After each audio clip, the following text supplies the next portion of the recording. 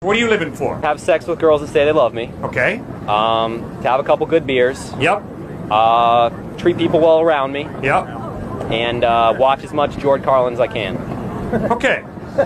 So your purpose in life is to have sex with as many girls who love you as you can, to drink as many beers as you can, to be a good guy. Correct. And to watch as much George Carlin as you can. So wouldn't it be a lot easier if, he just came and actually said what he was or isn't, instead of having middlemen come to college campuses and try and tell us things? Like, why can't we get the source? Good. Why can't he just come down? Well, that's the whole point. He did come down. No. 2,000 years ago. Like, what's he been doing lately other than making footprints in sand? Like, why can't he come here? Well, you have a source document. You have the Gospels. No. Like, that's an ancient book. We want now, today. Like, where's he been? What's he been up to? Okay, good. God, it's not enough what you've done to reveal yourself.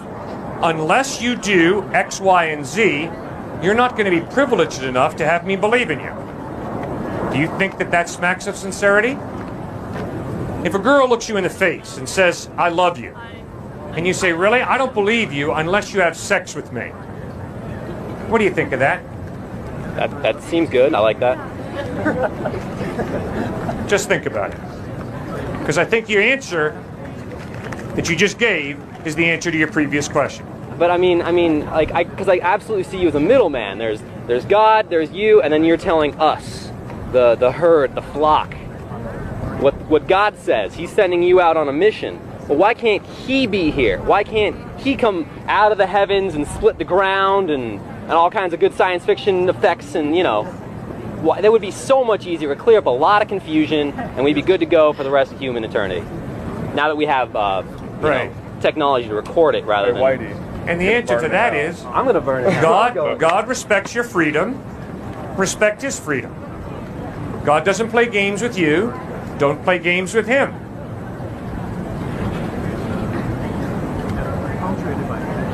It's a game, sir. You're playing a game. And the game is, in order for me to believe in you, you have to do this. And if you don't do this, I'm not going to believe in you.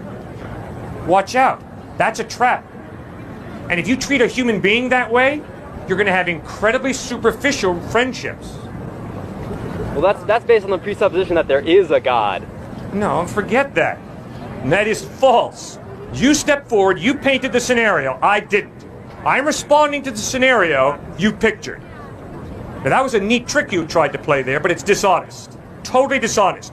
You stepped forward, you set the scenario. The scenario you set was, hey, why doesn't God perform more miracles today? Then I would believe in him. That's the scenario you set. And I'm pointing out to you how dishonest that is in approaching a personal being that way. If a girl says to you, I really love you, and you look her in the face and say, you know something? I don't believe you unless you have sex with me. You are one crass manipulator. You said more miracles, but they didn't have any understanding of gravity back then or oxygen. So why to their 2,000-year opinion of the way world is, how does that compare to what we have when we have knowledge?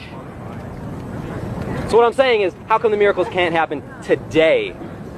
Because you said more miracles, so you assume that the snake talked and the sea was split and he came back from the dead. But why can't that happen now? Miracles do happen now, but they don't happen on command. They don't happen for some cynical person who says, hey God, do you want to have the privilege of me believing in you? Which is obviously total human arrogance. Hey, why don't you do this miracle and then I'll believe in you? Instead, God respects your freedom. He doesn't force you to believe.